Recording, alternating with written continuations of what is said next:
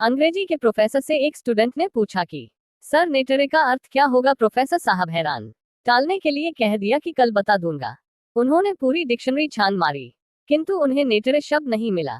अगले दिन स्टूडेंट ने फिर से पूछा कि सर नेटरे का मतलब क्या होता है। उस दिन भी उन्होंने बात टाल दी।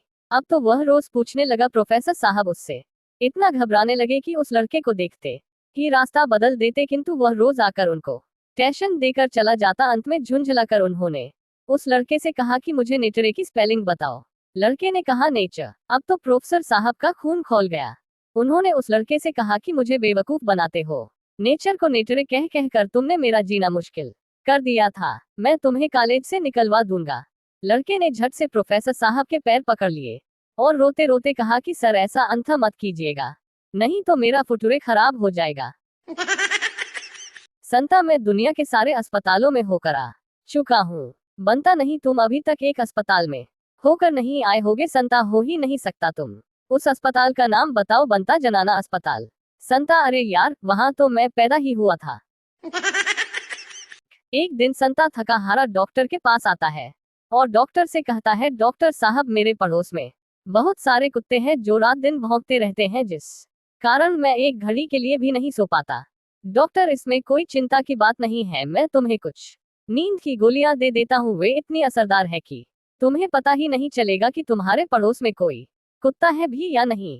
ये दवाइयां तुम ले जाओ और अपनी परेशानी दूर करो। कुछ हफ्ते बाद संता वापस डॉक्टर के पास आया और पहले से ज्यादा परेशान लग रहा था और डॉक्टर से कहने लगा डॉक्टर साहब आपकी योजना ठीक नहीं थी, अब तो मैं पहले से ज्यादा थक गया हूँ। डॉक्टर मैं नहीं जानता कि ये कैसे हो गया, पर जो दवाइयां दी थी वे नींद आने की सबसे बढ़िया गोलियां थी। चलो फिर भी आज मैं तुम्हें उससे भी ज्यादा असरदार गोलियां देता हूँ। संता क्या ये सचमुच असर करेगी? पर मैं सारी रात कुत्तों को पकड़ने में लगा रहता हूँ और मुश्किल से अगर एक आध को पकड़ भी लूं तो उसके मुंह में गोली डालना बहुत मुश्किल हो जाता है। बंता की टूटी हुई टांग देखकर संता तुम्हारी टांग कैसे टूट गई? बंता क्या बताऊं यार, कल दारू कम पी थी इसलिए। संता दारू कम पीने से टांग कैसे टूट सकती है? बंता सीधी सी बात है, अगर मैंने छक कर पी होती तो मैं ठेके पर ही लुढ़क गया होता। कम पी थी इसलिए घर आने के लिए निकला और रास्ते में गड्ढे में गिर गया। बंता एक बिल्डिंग की 40वीं मंजिल पर खड़ा हुआ था कि तभी उसके मोबाइल की घंटी बजी। उधर से किसी ने कहा संता अभी अभी तेरी बीवी प्रीतो एक्सीडेंट में मर गए। मारे दुख के उसने फौरन 40वीं मंजिल से ही छलांग लगा दी। जब वह 30वीं मंजिल के पास पहुंचा तब उसने सोचा कि ये प्रीतो कौन है, इसे तो मैं जानता ही नहीं। 20वीं मंजिल पर यार मेरी तो अभी शादी ही नहीं हुई। 10वीं मंजिल पर यार मेरा नाम तो बनता है संता नहीं।